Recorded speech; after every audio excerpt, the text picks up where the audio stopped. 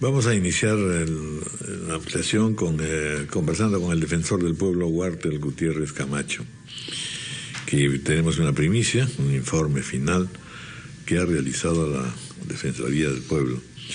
Es muy interesante la acción que se está realizando y la vamos a ver a propósito precisamente de esta reciente supervisión, porque nos abre un camino mucho más amplio y provechoso de actuación del defensor del pueblo, de la Defensoría del Pueblo, es decir, ver los problemas que padece la ciudadanía y que al mismo tiempo pueden pues encontrar primero un análisis de fondo y sobre todo que no tiene ninguna intencionalidad política, que es absolutamente equilibrado y que permite luego a los organismos respectivos pues tomar cartas en el asunto, mejorar las cosas y finalmente que la población también sepa que entonces ya ahora están bajo examen. Bienvenido, doctor Walter Gutiérrez Camacho, gracias por estar con nosotros. Raúl, Fernando, gracias por la invitación. Bueno, muy interesante, la verdad, le confieso, me parece, como ya les he comentado, una iniciativa de lo más interesante. Cuéntenos exactamente qué es lo que se ha realizado en materia de la actuación y de la situación de la salud en el país. Permítame, Raúl, primero 30 segundos para poner en cifras y contexto esta motivación, esta movilización de la Defensoría del Pueblo en el sector salud. 100 millones de actos médicos se realizan al año. Se dan 6 millones de intervenciones quirúrgicas entre leves y complejas y medio millón de partos. Y la verdad podría seguir, no voy a fatigarlos con las cifras, pero se trata de uno de los sectores más importantes, no solo porque estamos hablando de un derecho que es la condición del resto de derechos, porque si este derecho no se cumple, no hay más derechos. ¿No? Pues bien, ¿qué hemos encontrado? Hemos supervisado a nivel nacional 90 hospitales de todos los sistemas, porque la salud está dividido por subsistemas, salud, los sistemas de sanidad, el MINSA, etcétera. Y también hemos supervisado 390 y tantas farmacias privadas. Los hallazgos son preocupantes y ya marcan una línea. Lo primero, por ejemplo, los espacios. Cerca del 67% de los pasillos se utilizan como espacios en el que se preste el servicio de salud. Estamos hablando del 67%, es una cifra muy importante y esto es preocupante porque este hacinamiento genera la posibilidad de esas llamadas enfermedades infrahospitalarias. Uno va por una enfermedad menor y termina con una enfermedad mayor. En este mismo medio, en más de una ocasión hemos visto que pacientes y hasta un niño murió justamente por este tipo de problemas. ¿Qué quiere la Defensoría? Quiere que se visibilicen estas situaciones, quiere generar además información. Otro dato muy importante es los equipos médicos. Los equipos médicos por los fabricantes a menudo, el equipo de anestesiología, por ejemplo, no tiene más allá de una vida útil de 5 o 6 años. Sin embargo, como menos tienen 8 y algunos tienen 13 y funcionan 24 horas al día. Entonces, la Defensoría ha encontrado que no hay data, que no hay información en el sector de educación y está comprometida a construir esa información para que a partir de allí podamos trasladarla al sector y se puedan desarrollar políticas de salud que hagan realidad estos derechos, el derecho de que la salud sea segura, oportuna, el acceso al medicamento. Dicho sea de paso, y ahora que mencioné el medicamento, se ha encontrado que el 30 y tantos % de hospitales no cuenta con medicamentos básicos, lo cual hace que alrededor de los hospitales se genere un mercado privado de medicinas. Y en esos mercados de medicinas, hablo de farmacias y boticas, hemos encontrado que el 80% o cerca del 80% son medicinas básicamente de marca. Y cuando es genérico, cuesta el doble y hasta el triple. Esta gruesamente son algunos de los datos que hemos recogido en esta información. Hay muchos más, pero encantado de resolver las preguntas que ustedes quieran. Lo primero que me suscita estas tremendas cifras es si en efecto estas evaluaciones debieran o no ser continuas y debieran ser parte del trabajo del Ministerio de Salud. En lo que se refiere a la Defensoría, van a ser continuas. Vamos a hacer unas supervisiones mensuales y ir desarrollando distintos ángulos, distintos ámbitos del problema de salud, porque no se reduce solamente a esto. Otro dato impresionante, por ejemplo, San Juan del Lurigancho tiene 1.200.000 personas. Tiene un hospital de nivel 2, debería tener 2 o 3 hospitales de nivel 3, y tiene 112 camas. Subrayo esa cifra, 112 camas para un distrito que es prácticamente el tamaño de Piura. Esas son las cifras. Entonces, para responder a la pregunta, la Defensoría va a sacar boletines, informes, así como lo hace de conflictos sociales, y vamos a continuar con el tema de conflictos sociales, vamos a sacar boletines de salud, informes de fondo de salud de los distintos problemas, porque necesitamos que se tome conciencia en el país de este problema, de este sector, y contribuir de esta manera con el sistema de salud, ¿no? Sí, doctor, claro. Gutiérrez, nos ha dicho usted que hay 100 millones de actos médicos por año. ¿Cuántas compras de medicamentos habrán en las farmacias? Porque quisiera que además, lo que nos ha dicho sobre hospitales, nos diga también sobre esta farmacia. Nos ha hecho saber que casi 100 farmacias han sido sometidas a evaluación también. 390 y tantos. 390 y tantos. Entonces, ¿cuáles son los resultados preliminares que tiene usted de lo que está pasando en las farmacias con la disponibilidad de los medicamentos por una parte y con los precios?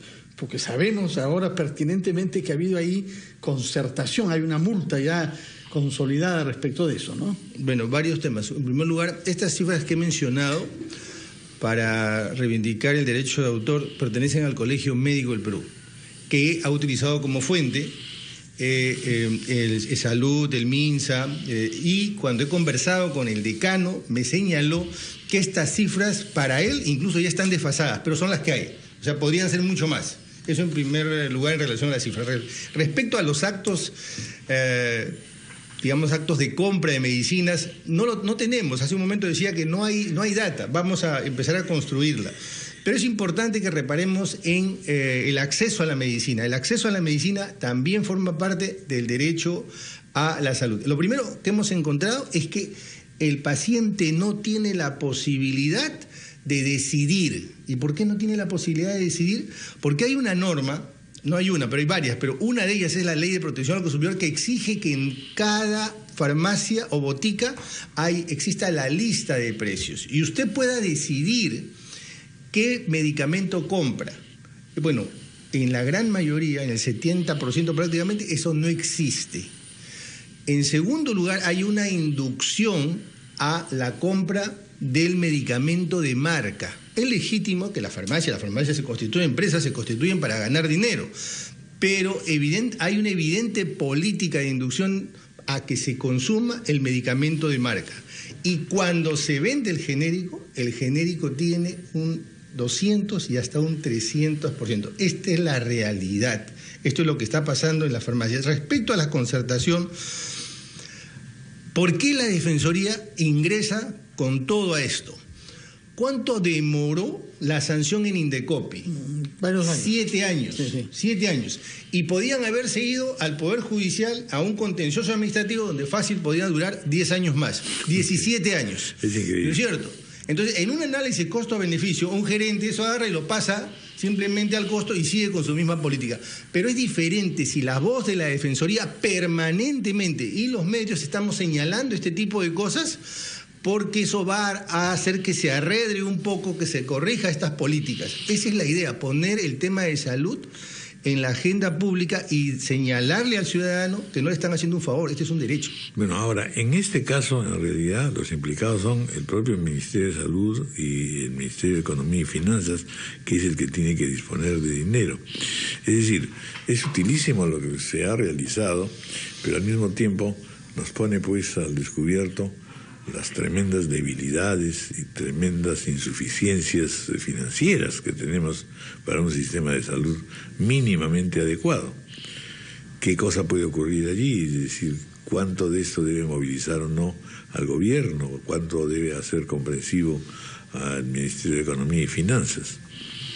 ¿Qué es lo que se supone que puede ocurrir? Independientemente de lo escandaloso y dramático que resulta esto. Una de las primeras declaraciones de la ministra de Salud me causaron una muy buena impresión. Yo he conversado un par de veces con ella y la verdad que me parece una persona muy solvente y muy comprometida con el sector. Una de sus primeras declaraciones fue: yo todavía no voy a pedir más presupuesto. Primero quiero ver qué tan eficientes somos. Eso hace un buen gestor, una buena gestora, es lo primero que hace. Ver qué tan bien se utilizan los recursos. Creo que está en esa línea, creo que está en ese esquema de trabajo. Y por lo que he podido ver hasta ahora, porque esta es la segunda supervisión, advierto que hay que corregir algunos modelos. Ese mecanismo de debilitamiento del Estado para fortalecer el sector privado, hay que revisarlo bien. Yo no estoy en contra de la privatización, lo que estoy en contra es que la salud se convierta en una mercancía y que se utilicen ineficientemente o con mucha corrupción, como hemos visto, los recursos.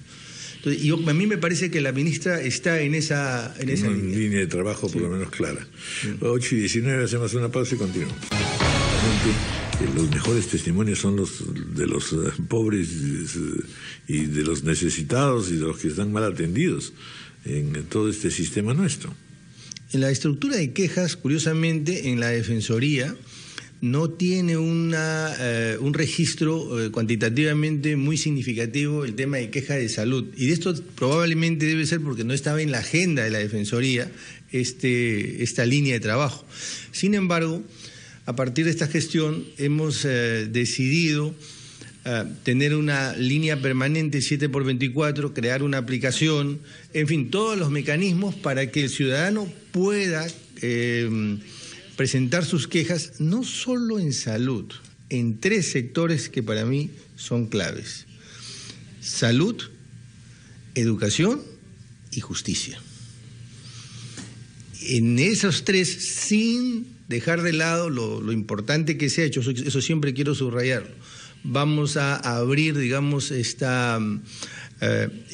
esfuerzo de la Defensoría por tenerla en acción y acercarla al ciudadano. La semana pasada estuve en el Congreso y me he comprometido a duplicar la cobertura de la Defensoría respecto de las quejas y consultas. Están en 114.000 o algo así y les he dicho que vamos a llegar a 200 y pico mil porque vemos que esto es perfectamente posible. El ciudadano necesita mecanismos para poder acceder al Estado. Y expresarse y que efectivamente esa expresión tenga una relevancia en un momento dado, una resonancia, ¿no?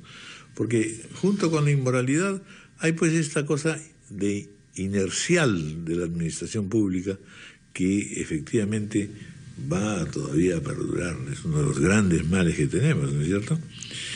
Quería preguntarle también, entre otras las tareas que tienen ustedes, es también la evaluación de los conflictos sociales. Uh-huh. ¿Cuáles son los resultados que van teniendo al respecto?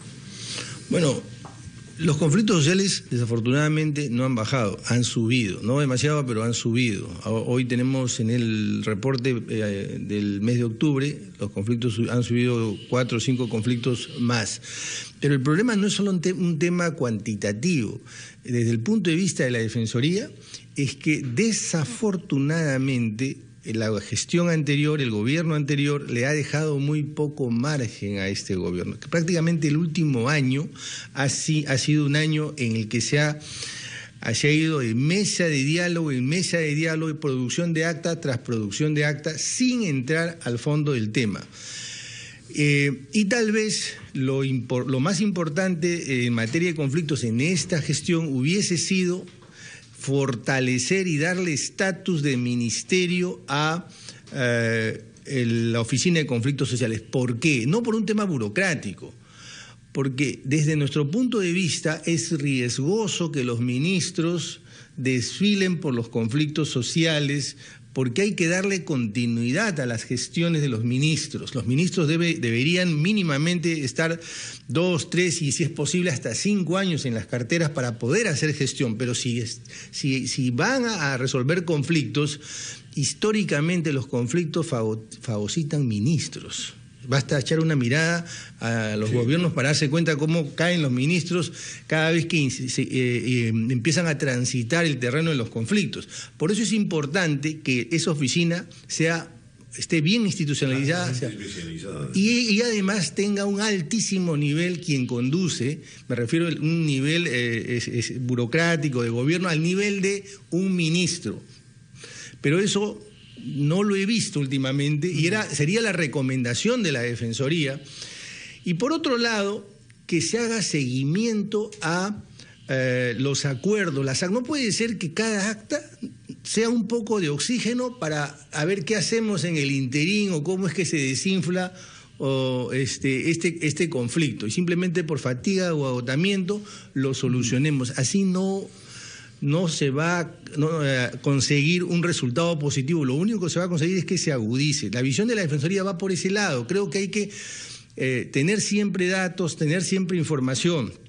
El caso, por ejemplo, de las Bambas, el último día el gobierno se ha cambiado el estatus legal de la... El 27 de julio, antes de irse. Prácticamente, en plena nocturnidad se cambió el estatus legal. Y además también el estudio de impacto ambiental también se cambia sin mayor participación. Creo firmemente en la inversión minera. Creo que este es un país minero, pero necesitamos compaginar intereses, derechos, las cosas tienen que hacerse bien. Doctor Gutiérrez, nos ha hablado de algunos de los énfasis, sabemos que hay otros que usted quiere poner a su trabajo a la cabeza de la Defensoría del Pueblo, pero en este primer resultado, digamos, inédito, que es el informe sobre los servicios de salud en nuestro país, ¿qué impacto piensa usted que debe tener? Primero ante la opinión pública para cobrar conciencia, pero también ante las autoridades del Estado para que de lo que usted está mostrando surjan políticas públicas específicas. Con un ejemplo, tal vez pueda responder mejor esta pregunta. Estuve en el hospital San Juan del Lurigancho, como le dije, es un hospital que tiene una demanda enorme. Conversé con el jefe del hospital y le hice una pregunta. Pregunté, ¿cuál es la demanda de esta zona, ¿no? Y no quiero hacer con esto una imputación, porque esto es válido para todo. No se conoce la demanda. Si no se conoce la demanda, conocemos parcialmente la oferta, no conocemos el déficit. Esto es dramático, no tener cifras a partir de las cuales podamos tomar decisiones. Lo que no se puede medir, no se puede controlar. Lo que no se puede controlar, no se puede mejorar. Este es un objetivo de la Defensoría, empezar a generar data dura, información sobre la cual podamos empezar a tomar decisiones y mirar con más claridad. Que no seamos simplemente reflexivos, especulativos, sino sobre data dura. Que no sea solamente un cajón de quejas, pues, ¿no? Porque el tema ciertamente es muy complejo, pero tenemos que partir del hecho de que en general tenemos un Estado carencial en todo lo que se refiere a materia social, educativa, etcétera. No tienen nunca los presupuestos suficientes.